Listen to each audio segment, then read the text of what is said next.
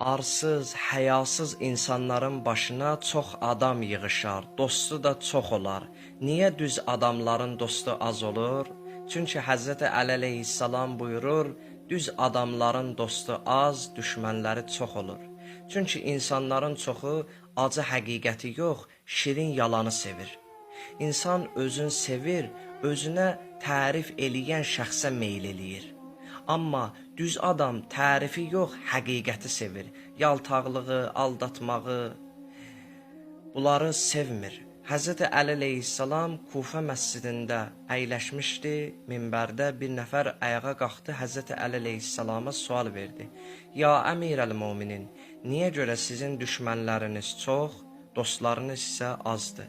Hz. Əli əleyhissalam buyurdu, düz adam çox dost tapa bilməz. Çünki dostluq bazarında haqsızlıq satılır.